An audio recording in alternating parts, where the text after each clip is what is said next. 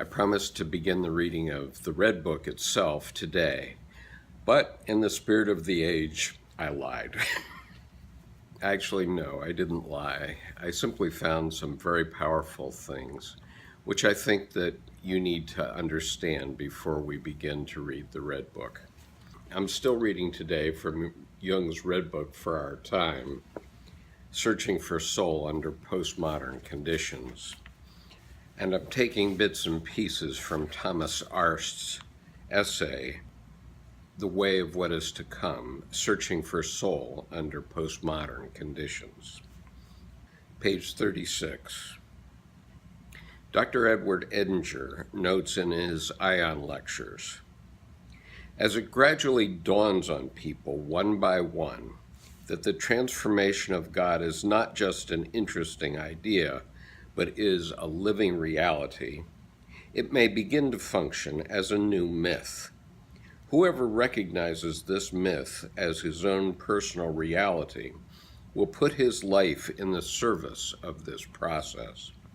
Such an individual offers himself as a vessel for the incarnation of deity and thereby promotes the ongoing transformation of God by giving him human manifestation.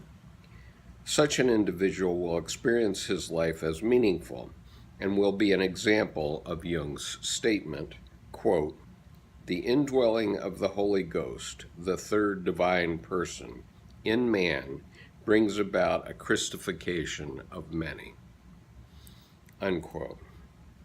If you've been following this video channel for the last 18 months, you'll know that there are more than 450 videos on this channel, all placed there personally by me. As Dr. Edinger puts it, whoever recognizes this myth as his own personal reality will put his life in the service of this process. I feel that I've begun to do that. Continuing on with Dr. Arst's essay, the individual process in psychological terms resembles the indwelling of the Holy Ghost in the vessel of the individual. Jung did not only inscribe his own myth in his Red Book, but additionally formulated a new narrative, the process of individuation of man and mankind, which could be the special value of Jung's Red Book for our time, since this new narrative can be considered the antidote to Lyotard's analysis of our epoch. Inasmuch as Jung's life work lays out the cure of the current spiritual malaise, what is left as our task of tasks, for those who can sense and thus subscribe to the loss of spiritual substance within the contingencies of a postmodernity turned chaotic? In seeking to assist a patient in finding a way to her individuation process and the rediscovery of soul, Jung recommended creating a personal Red Book.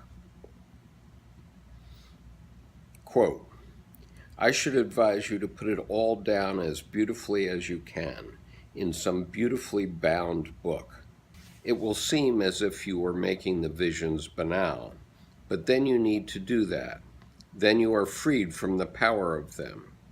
If you do that with these eyes, for instance, they will cease to draw you. You should never try to make the visions come again. Think of it in your own imagination and try to paint it.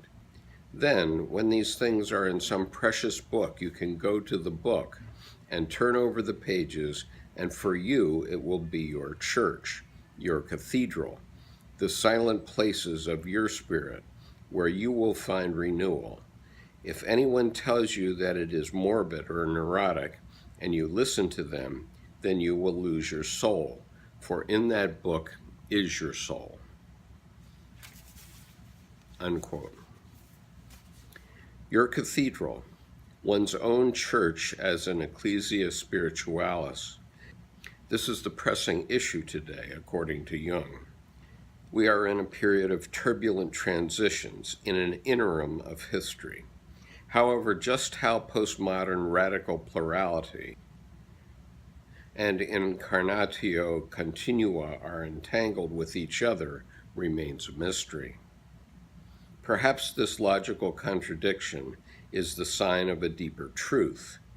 Even if it took centuries, as Jung suspected, before the new God image would constitute itself, the new collective myth already is delineated, and the individual consequently called upon to actively contribute to the foundation of a new religion in the form of an invisible church, as this is described in a dream and during an ensuing talk of Max Zeller with Jung himself. This is Zeller's dream. Quote, "A temple of vast dimensions was in the process of being built. As far as I could see ahead, behind, right, and left, there were incredible numbers of people building on gigantic pillars. I too was building on a pillar. The whole building process was in its very first beginnings, but the foundation was already there. The rest of the building was starting to go up, and I and many others were working on it." Unquote. Jung said, "Yes, you know, that is the temple we all build on. We don't know the people because, believe me, they build in India and China and in Russia and all over the world. That is the new religion. You know how long it will take until it is built?" I said, "How should I know? Do you know?" He said, "I know." I asked how long it will take. He said, "About 600 years. "Where do you know this from?" I asked. He said, "From dreams, from other people's dreams, and from my own. This new religion will come together as far as we can see." I think we can hope that it will take less than 600 years. Recently, I read that the Sagrada Familia in Barcelona, the cathedral designed by Gaudi, will take 300 years to build. But then in the last couple of days, I learned that they expect to finish it by 2026. So the process has been speeded up dramatically.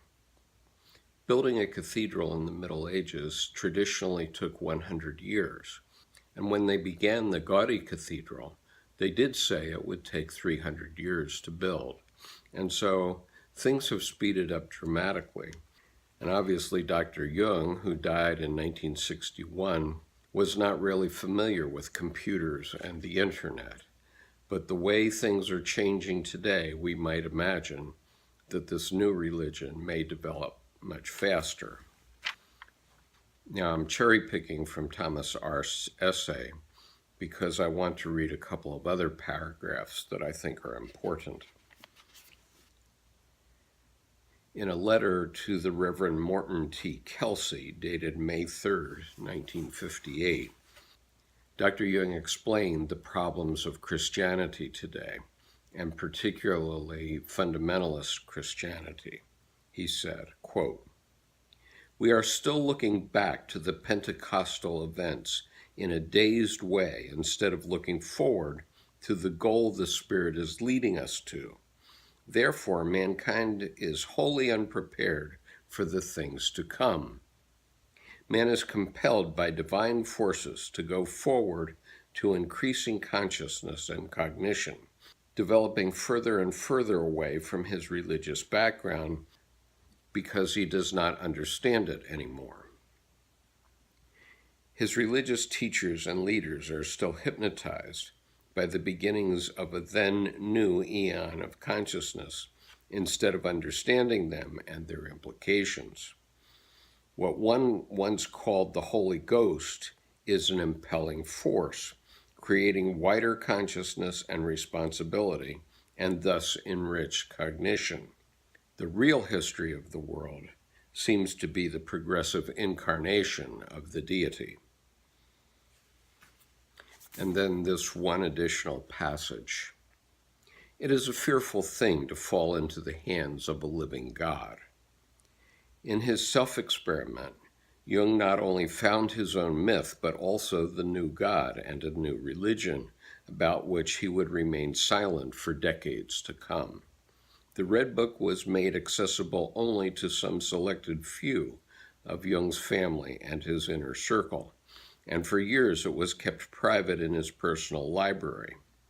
In retrospect, the experiences of the years 1912 through 1928 eventually turned into the foundation of analytical psychology, as Jung would write at the end of his life in Memoirs, Dreams, Reflections. Quote, "It has taken me virtually 45 years to distill within the vessel of my scientific work the things I experienced and wrote down at that time. As a young man, my goal had been to accomplish something in my science, but then I hit upon this stream of lava, and the heat of its fires reshaped my life. That was the primal stuff which compelled me to work upon it, and my works are a more or less successful endeavor to incorporate that incandescent matter into the contemporary picture of the world." The years when I was pursuing my inner images were the most important of my life. In them, everything essential was decided. It all began then. The later details are only supplements and clarifications of the material that burst forth from the unconscious, and it first swamped me. It was the prima materia for a lifetime's work." Unquote. Although his Red Book was somehow intended for a future readership, Jung was hesitant regarding its publication. Not until his near-death experience in 1944 and the visions witnessed there did the decision come to elaborate on his dialogue with the soul in his publication, Aion.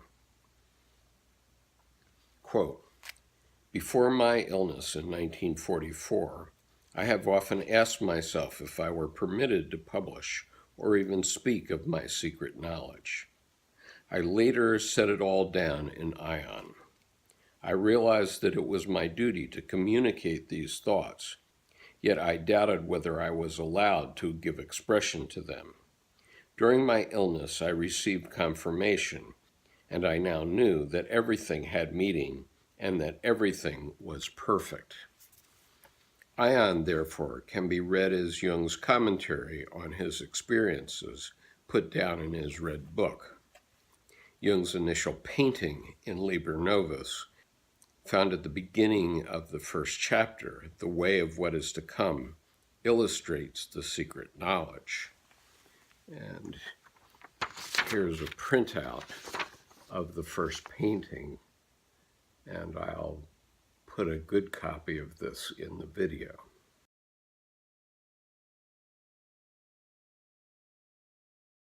But you'll need to do quite a bit of studying before you can understand this image. Now, referring back to Edinger's comment at the beginning of this video, whoever recognizes this myth as his own personal reality will put his life in the service of this process. This recognition happened to me in 2009.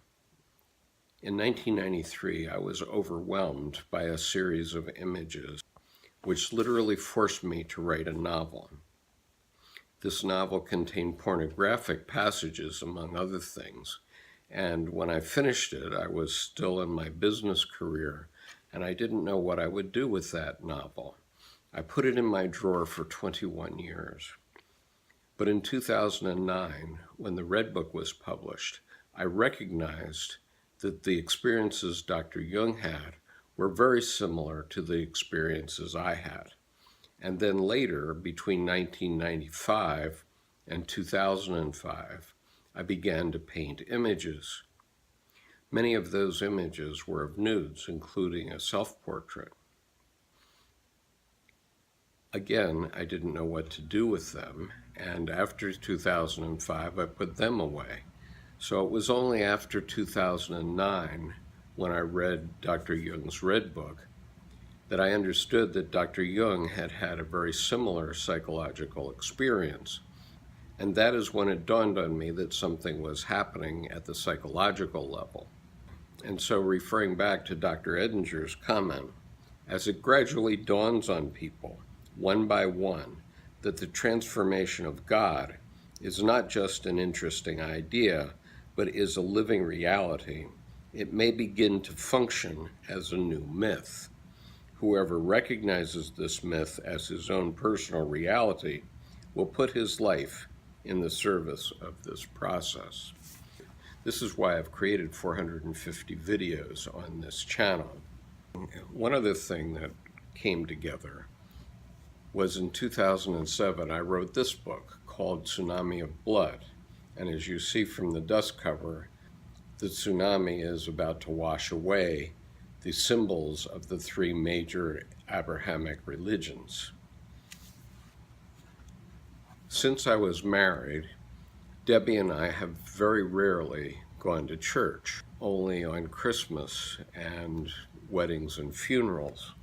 And so when Debbie read this book, she said to me she was very surprised that there were so many mentions of God in it.